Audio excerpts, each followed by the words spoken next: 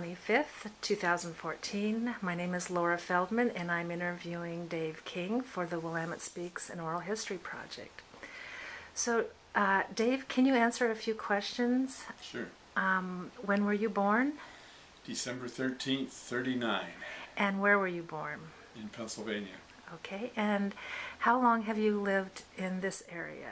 Since about 75. Okay. In this neighborhood. In this neighborhood. And your address here again is? 8728 North Edison. Okay, and what is your profession? Well, I'm retired now. Mm-hmm. And I was a construction worker, factory worker, until I couldn't do honest work anymore. And then I became a social worker. And I know Dave from some neighborhood activism that we've done together, and you're very active. Do you want to talk about some of your activism?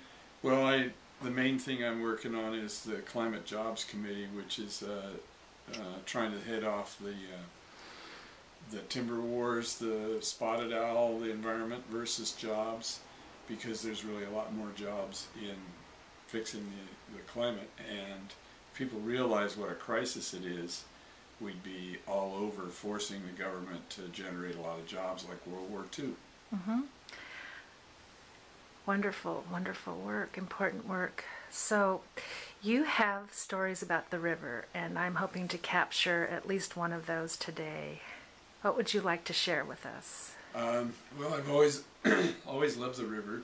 I'm a water nut and boat nut. I don't know, I mean, I could talk a little bit about what the changes I've seen. It used to be the river there was logs all up and down, all the rivers all around here, log rafts, and you could just tie up to them and fish and hang out, swim. They're a little dangerous, but they're really nice too. One time we were down on Willamette Channel, and the carburetor on my boat, I had a 20-foot fiberglass boat with a V6 engine on it, went like greased lightning, and but the carburetor was getting all messed up and it wasn't running right, and there was a mechanic with us, and so we tied up to a log raft and took the carburetor apart to fix it, and while we were getting ready to put it back together, and here comes a tugboat with a big log raft behind, towing it down the channel, and then he cut it loose and went upstream, and we became aware that he was going to move that huge log raft into the log raft that we were tied up to. So we really had to hurry to get the carburetor, and we did. We got it together and got the hell out of there. But we didn't have a whole lot of time to spare. But anyhow, there was a lot of log rafts.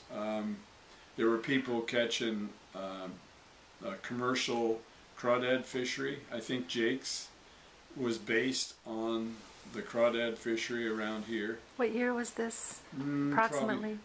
Early 70s, maybe 73, 72, something like that.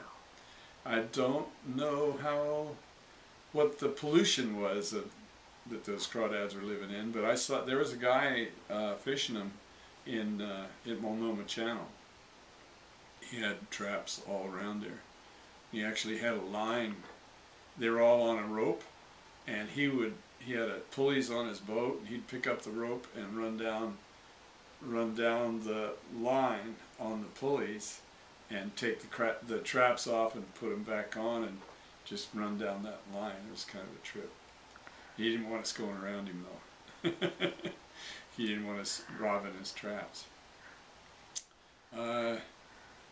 So yeah, we had, I just loved that boat. That was really a nice boat, and we'd always run around in it, and it ran good for a long time, and then it died.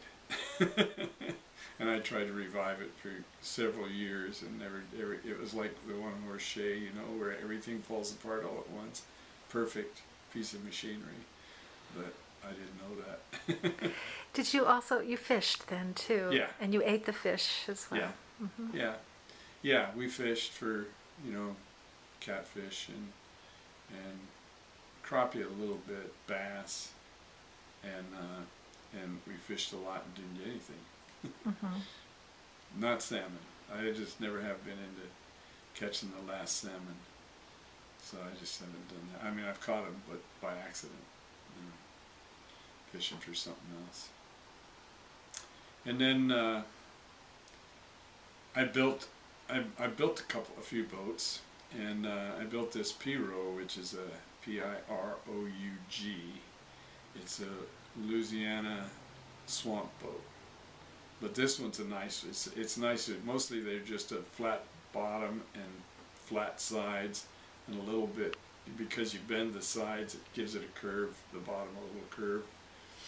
This one has a deck on top. It's really a nice, solid, pretty good boat. I mean, it's not every boat's a compromise, and this one is a compromise between being easy to build, sailing, rowing, and paddling.